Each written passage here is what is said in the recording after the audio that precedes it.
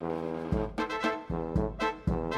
Democratic Republic of Congo, or DRC, is a nation perpetually grappling with turmoil. Plagued by a history of violence and political instability, this resource-rich country has become synonymous with conflict.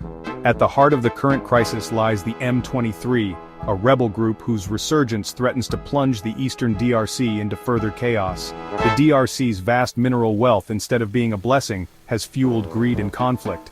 This has created a cycle of violence and instability, trapping millions in poverty and fear. The M23 rebellion is but the latest chapter in this tragic narrative. Their campaign of violence has displaced millions, claiming countless lives and leaving a trail of destruction in its wake. Addressing the root causes of the conflict, providing humanitarian aid, and holding perpetrators of violence accountable are crucial steps towards lasting peace. The roots of the M23 rebellion can be traced back to the Rwandan genocide of 1994. The genocide and its aftermath sent waves of refugees across the border into the DRC, further destabilizing the already volatile region. Among these refugees were members of the Interahamwe, the Hutu extremist militia responsible for the genocide. They regrouped in eastern DRC, using it as a base for cross-border raids into Rwanda. In response, Rwanda launched military incursions into the DRC, driven by a desire to secure its interests in the mineral-rich eastern DRC. The M23 emerged in 2012 as a mutiny within the Congolese army, composed primarily of former members of the National Congress for the Defense of the People, or CNDP. The M23 accused the Congolese government of failing to implement a peace agreement signed in 2009. They claimed to represent the interests of the Congolese Tutsi population, who they alleged were marginalized and persecuted by the government. This narrative resonated with some, particularly in the Kivu region, where ethnic tensions have long been exploited for political gain.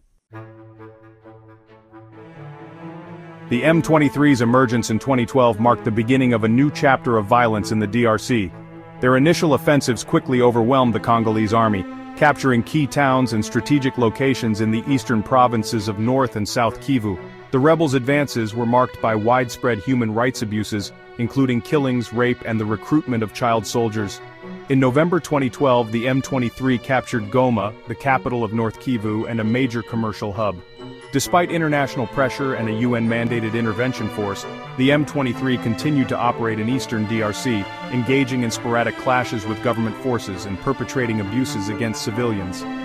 Peace talks between the government and the rebels yielded little result, as mistrust ran deep, and both sides accused each other of violating ceasefire agreements. The recent escalation of violence, marked by the M23's capture of Bukavu in February 2025, has brought the conflict back to the forefront of international attention. The human cost of the M23 conflict is immeasurable. Millions have been displaced from their homes, seeking refuge in overcrowded and unsanitary camps. The UN estimates that over 5.5 million people are internally displaced within the DRC, with the majority concentrated in the conflict-affected eastern provinces. The violence has had a devastating impact on the delivery of humanitarian aid. Access to conflict zones is often restricted, and aid workers face constant threats to their safety.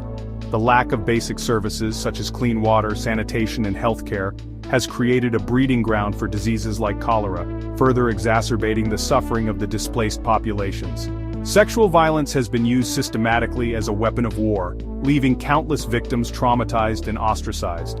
Providing emergency aid, ensuring access to healthcare and education, and supporting the psychosocial well-being of those affected by the conflict are essential steps towards alleviating the suffering of the Congolese people.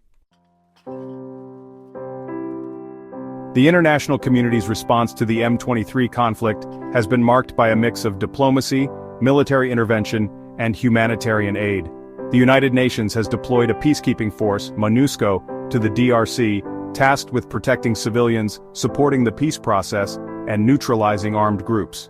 However, MONUSCO has faced criticism for its perceived ineffectiveness in addressing the root causes of the conflict and its failure to prevent human rights abuses.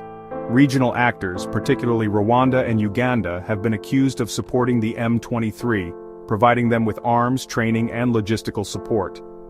Addressing the M23 conflict requires a multifaceted approach that goes beyond military solutions. A sustainable peace can only be achieved through a combination of political dialogue, security sector reform, economic development, and regional cooperation. Genuine and inclusive dialogue between the Congolese government, armed groups, and civil society is crucial to address the root causes of the conflict. Strengthening the Congolese army and police, ensuring their accountability, and addressing impunity for human rights violations are essential for lasting peace. The international community must demonstrate its commitment to peace in the DRC by providing sustained political, financial, and logistical support to these efforts.